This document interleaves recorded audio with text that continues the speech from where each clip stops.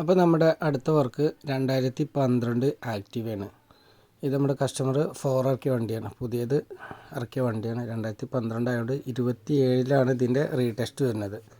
അപ്പോൾ അതിന് മുന്നേ വണ്ടി ഒന്ന് വൃത്തിയാക്കി ഉഷാറാക്കി ഇറക്കുക എന്നുള്ള ലെവൽക്ക് നമുക്ക് തന്നതാണ്. അപ്പോൾ ഇതിന് മുന്നേ നമുക്ക് ഇവരൊരു വണ്ടി തന്നെ 2012 മോഡൽ റീസ്റ്റോറേഷൻ വന്നിട്ടുണ്ടായിരുന്നു. അത് നമ്മൾ പക്ക ക്ലിയർ ആക്കിയിട്ട് വണ്ടി കൊടുത്തുകൊണ്ട് അവർ പറഞ്ഞതിൻ്റെ ശേഷം ഇവർ നമുക്ക് വിളിച്ചതാണ്, നമ്മുടെ വർക്കും കാര്യങ്ങളൊക്കെ കണ്ടിട്ട്.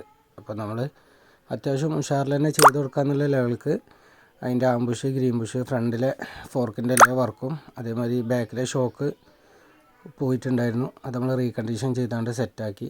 അതേമാതിരി ലൈനർ സെറ്റ്, അങ്ങനെ അത്യാവശ്യം വണ്ടി ഓടിക്കാൻ കണ്ടീഷനിൽ നമ്മൾ എല്ലാ കാര്യങ്ങളും നമ്മൾ നോക്കി. അതേമാതിരി ഹെഡിൻ്റെ അവിടെ പാക്കിങ് ലീക്ക് ഉണ്ടായിരുന്നു, അതൊക്കെ നമ്മൾ പുതിയത് ഇട്ടിട്ടുണ്ട്.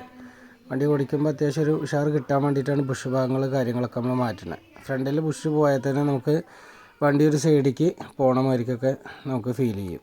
അപ്പോൾ ആ ഭാഗ്യമൊക്കെ നമ്മൾ പക്കായി ക്ലിയർ ആക്കിയിട്ടുണ്ട്. ലൈനർ സെറ്റ് പുതിയത് ഇട്ടിട്ടുണ്ട്. റിന്യൂവലിന് ഇനി ഒരു 5-8 മാസത്തെ ക്യാപ്പുണ്ട്. എന്നാലും വണ്ടി ഇപ്പോൾ വൃത്തിയാക്കി ഇറക്കി കഴിഞ്ഞാൽ നമുക്ക് ആ റിന്യൂവലിന് വലിയ വർക്ക് എടുക്കേണ്ടി വരില്ല. സൂക്ഷിച്ച് കൊണ്ടുനടന്നാൽ സ്ക്രാച്ചും കാര്യങ്ങളൊക്കെ വരാതെ കൊണ്ടുനടന്നാൽ കാര്യമാണ്. അതേമാതിരി നമ്മൾ എപ്പോഴും എയർ ഫിൽറ്റർ ചെക്ക് ചെയ്യുമ്പോൾ ഈ സെക്കൻഡ് ഫിൽറ്റർ കൂടി നമ്മൾ കാര്യമായിട്ട് നോക്കണം. ഇത് അത്യാവശ്യം ദ്രവിച്ച് പോകാനുള്ള സാധ്യത വണ്ടികൾക്കുണ്ട്. അതായത് ഇടയ്ക്കിടയ്ക്ക് നമ്മൾ എയർ ഫിൽറ്റർ ചെക്ക് ചെയ്യുമ്പോൾ ഇതൊന്ന് നോക്കിയാൽ മതി. നമ്മൾ മെയിനായിട്ടുള്ള എയർ ഫിൽറ്റർ ചെക്ക് ചെയ്യും, ഇത് നമ്മൾ ശ്രദ്ധിക്കില്ല. ഇത് കണ്ടോ, ആകെ പൊടി പോലെ ആയിട്ടുണ്ട്. അപ്പോൾ ഇതൊക്കെ എയർ വലിക്കുന്നതിന് ഇതിനൊക്കെ പ്രശ്നങ്ങളും കാര്യങ്ങളൊക്കെ വരും.